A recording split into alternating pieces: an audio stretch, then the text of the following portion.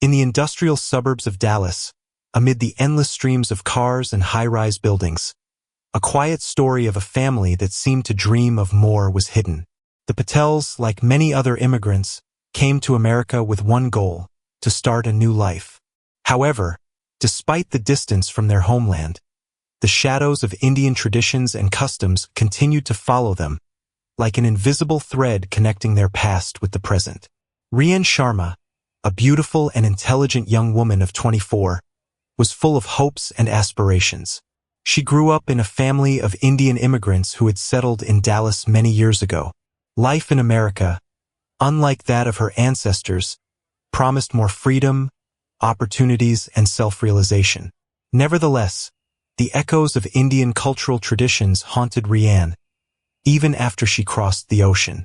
Everything she knew and was taught from childhood was tightly intertwined with the role that society assigned to her as a woman: to get married, have children, and be the support of the family. Her marriage to Arjun Patel was arranged by their families. Arjun, a few years older than Rian, was a calm and kind person.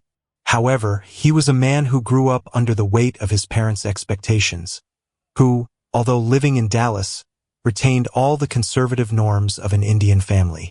Amit Patel, Arjun's father, was a strict and authoritative man.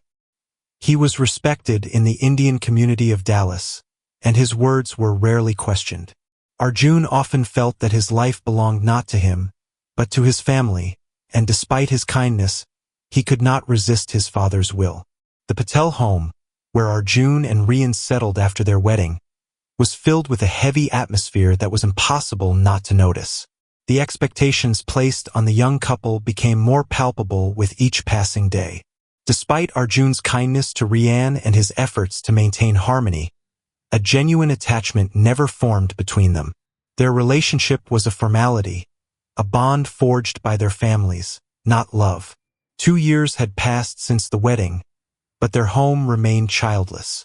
Initially, this did not cause concern, but with each passing month, the silence became increasingly deafening. The Patel family, like many Indian families, considered having children a duty, especially for an only son like Arjun. Each new day brought new questions, worries, and pressure. Arjun felt this too, but Amit, his father, was even more concerned. Amit was not ready to accept that his son might remain without an heir. With each passing day, his insistence grew, turning the atmosphere in the house into an unbearable one. Although Rian tried to cope with this, deep down she felt that her personal dreams and desires were once again buried under the weight of traditions and family expectations. "We must do something," Amit declared one evening during dinner, as everyone sat around the long wooden table in their living room. His voice was sharp and authoritative. "It's time to stop sitting idly and waiting for a miracle. We need to seek help." These words sounded like a sentence. Rian understood what he was talking about without even asking. In their small community, rumors about a predictor living in India spread quickly. Pandit Ravi was known for his predictions and healing abilities.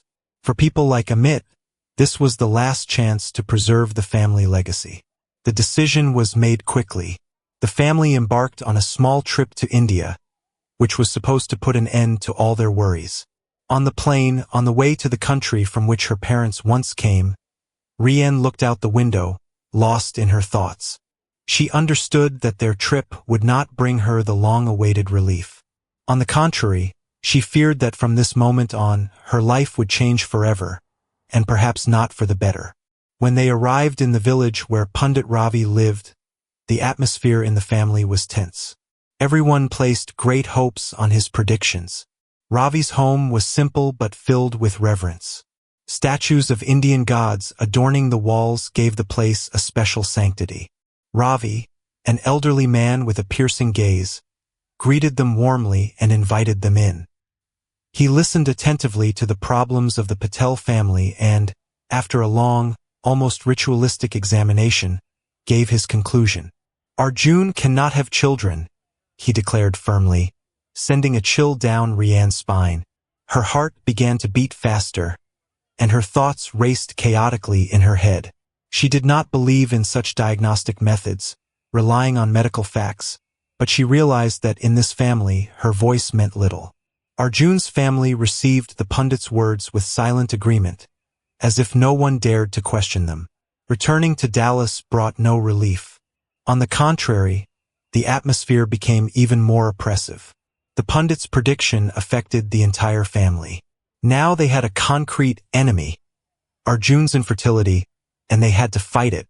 Amit, deeply believing in traditions and unaccustomed to backing down from difficulties, decided to act. However, the decision that Amit soon made seemed even more cruel and incomprehensible to Rian than the pundit's predictions. Everything that happened in the Patel family after returning from India seemed to Rian like a series of ominous events that she could not control. Time passed, but the words of Pundit Ravi hung over the house like a curse. The silence, interrupted only by occasional phrases, intensified the tension that had filled the air since that meeting with the predictor. No one spoke about it openly, but everyone understood. The family was waiting for something from her. Something terrible and irreversible. Amit Patel, the head of the family, was constantly lost in thought. For him, the pundit's word was law, and now he was increasingly convinced that continuing the family line at any cost had become the purpose of his life. His ancient Indian traditions, from which he could never deviate, dictated to him the only right path. With each passing day, he became more withdrawn, his gaze often resting on Rian, as if he saw in her the key to solving all his problems. But for the young woman, these looks were filled only with coldness and threat. Rian began to think more and more that her life in this house was just an illusion of normality. Her role was reduced to being not only a wife but also a compliant executor of the family's will. A family that loved to talk about duty to ancestors, about continuing the lineage, and about traditions. These conversations made her feel like a stranger, although she was born into a family of Indian immigrants. Even in America, amid new opportunities, the past was invincible. It permeated every cell of her life, binding her will with the chains of obligations.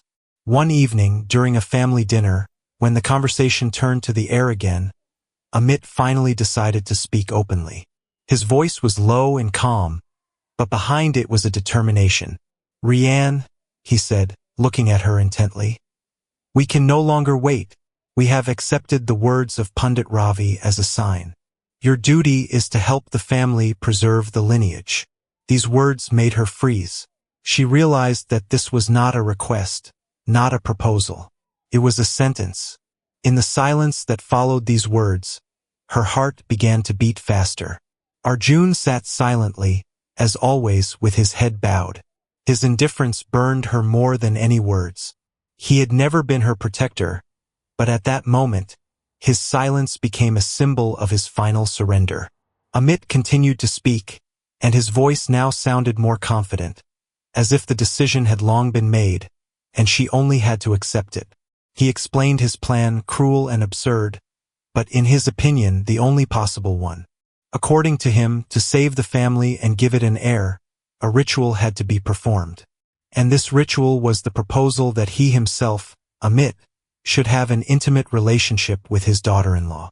This decision was explained by his boundless faith in ancient traditions and the words of the pundit. Rian could not believe what she was hearing.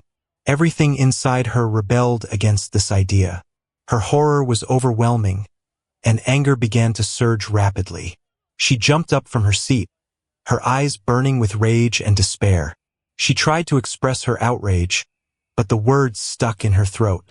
"No," she said sharply, making everyone in the room fall silent. "You cannot demand such a thing from me. I am a person, not an object.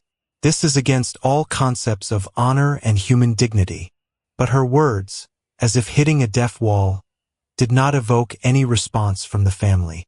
Amit looked at her as if she were a capricious child who simply did not understand the essence of what was happening. His eyes remained cold, and in them was read the confidence in his rightness. "You do not understand," he replied calmly, as if explaining something self-evident. "This is our duty to our ancestors. You must do this for the family." At that moment, Rian felt the ground slipping from under her feet. She understood that she was trapped. Words, arguments, even her own life, all this ceased to matter before this iron conviction that their family line must be continued at any cost. She turned to Arjun again, hoping to find support in him, even the slightest sign that he would not allow this to happen. But his silence was more eloquent than any words. Arjun was not going to resist. His indifference and submission to his father's pressure deprived Rian of her last hope for support. She was alone. In the following days, events unfolded as if in a fog. The family continued to insist, and Rian sank deeper into despair. She tried to escape, considered all possible paths, but the chains that bound her to traditions seemed unbreakable. Those around her did not support her. No one saw in her rebellion anything other than a violation of ancient customs. Even those who silently sympathized with her were afraid to stand against the established order. And then the fateful night came. The family, it seemed, had already resigned themselves to the fact that the plan had to be carried out. Rian felt as if her will had been completely suppressed, as if her own life no longer belonged to her. On that night, she was left alone in her room, feeling the walls closing in around her, depriving her of all hope. However, what happened next was not only the result of despair but also a burst of anger that she could no longer influence.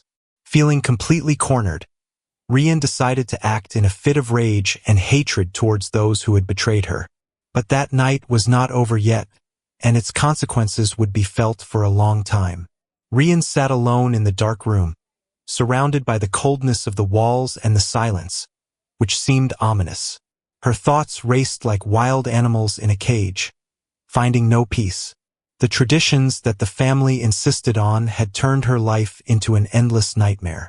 An inner voice whispered to her that there was no way out, that in this house and in this life, her freedom and dignity had been trampled completely. But she could not accept it.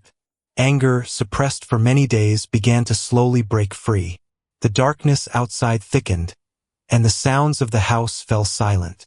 The family, confident in their right and unshakability, went to sleep, preparing for a new day, as if nothing terrible had happened. But for Rian, this day was the last one in which she could endure. She could no longer allow them to control her body and life. In her soul, rage boiled, and with each passing moment, it grew stronger. She knew that after that night, her life would never be the same again. Every decision she made in the next few hours would be the last step on the path to freedom, or to complete destruction. Rian approached the window and looked out at the moon for a long time. Its light seemed cold and impartial. At that moment, she realized her fear no longer mattered. Pain, disappointment, and humiliation had displaced everything that had once connected her to this house. Suddenly, her gaze fell on the closet where Amit's things were kept. In this closet, as she knew, lay his old hunting rifle, which he used during his rare hunting trips. This thought crept into her head like a crazy idea, which she initially dismissed. But a few seconds later, she realized that she could no longer retreat. In this room, in this silence, the only way out was an act of despair.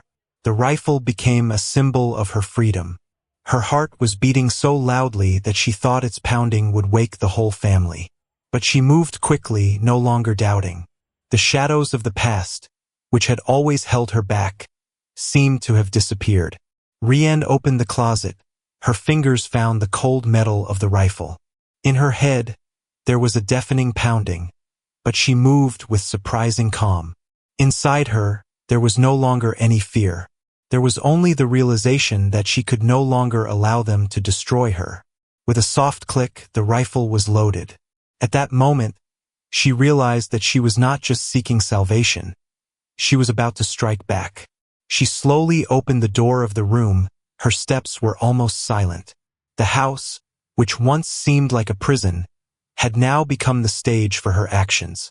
The corridor was dark and empty, but she knew where she was going. When Rian stopped in front of Amit's bedroom door, her hands no longer trembled. She knew that his life, filled with traditions and expectations, would end here and now. Without any warnings, without words, only a short moment that would forever change her fate. The sharp sound of the shot cut through the silence of the house. Instantly, everything came to life. The neighbors probably heard this shot, but for Rianne, it did not matter. Her entire being was filled with a sense of liberation. She saw how Amit's body fell to the floor, lifeless and silent, like everything he had once embodied. Now he could no longer force her, command her, or humiliate her. Panic gripped the house. The screams of Kamala, her mother-in-law, tore through the silence. The rest of the family rushed into the bedroom, their eyes wide with horror. But no one could stop Rianne. At that moment, she was like a volcano, destroying everything in her path. She grabbed the machete that stood in the corner of the room and lunged at everyone who tried to approach. Her fatigue did not stop her. She was driven only by anger and a thirst for justice. Kamala's screams were drowned out by the blows that resounded throughout the house. Everything happened too quickly for anyone to intervene. It seemed that the night had turned into chaos, where there were no rules or restrictions. This was the night of her freedom, the night when she no longer obeyed anyone's commands or expectations. But soon her strength left her. Her breathing became heavy, her body tired. Rianne was grabbed and tied up, but now she did not care. She knew that this was her last battle. And although her final position was in the hands of justice, for her, it no longer mattered. She already felt not like a prisoner, she felt like a victor. The police arrived a few hours later, called by frightened neighbors. The Patel home had now become a crime scene, where the tragedy that unfolded overnight had forever changed their lives.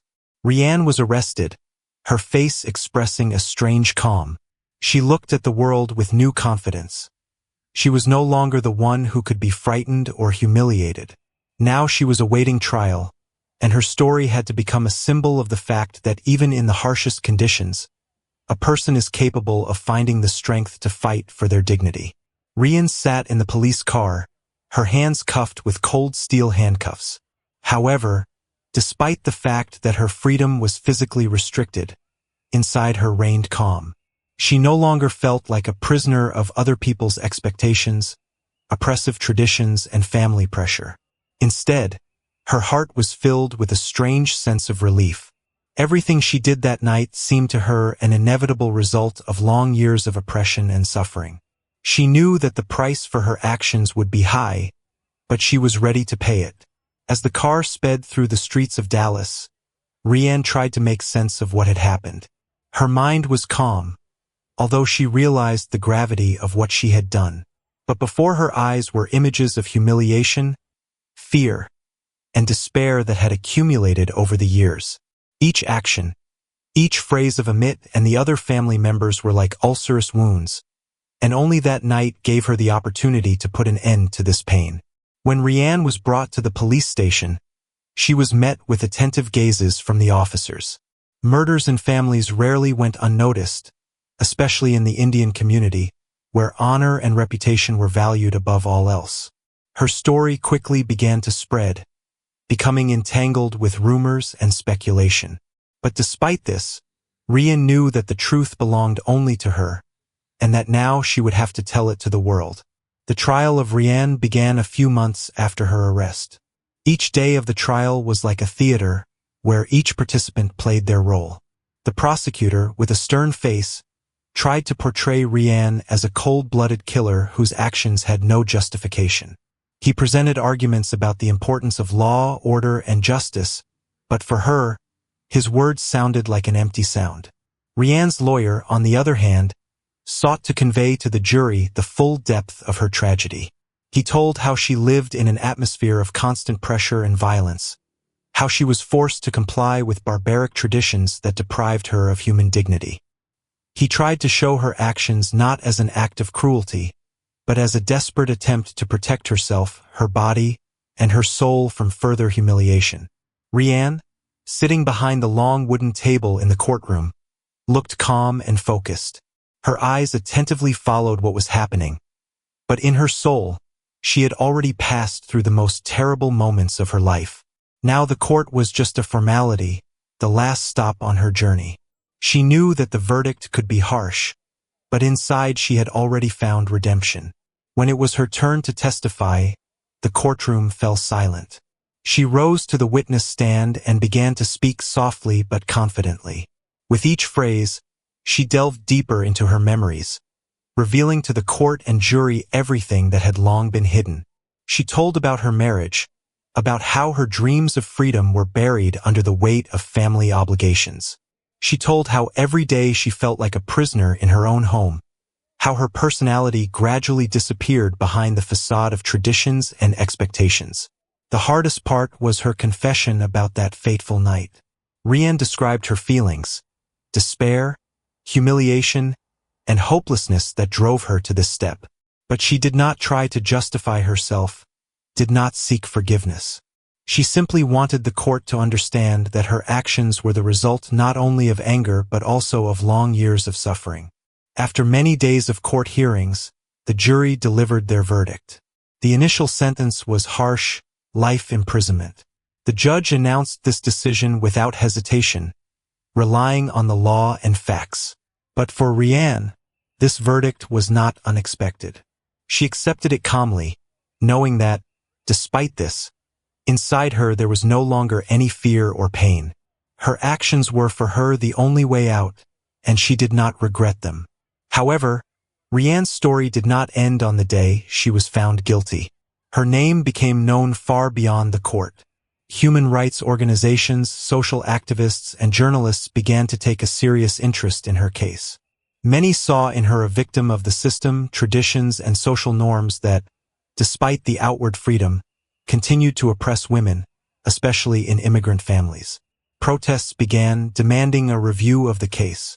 People demanded that her actions be considered not only from a legal point of view, but also in the context of social and cultural injustice that she had faced. Under public pressure, Rianne's case was reviewed in a higher court. In July 2017, a retrial took place. This time, attention was focused not only on the crime but also on the conditions that led to it. Lawyers presented evidence of how family pressure, coercion to act against her will, and inhumane traditions pushed her to desperate measures. The court took these circumstances into account, and the sentence was reduced to 12 years in prison.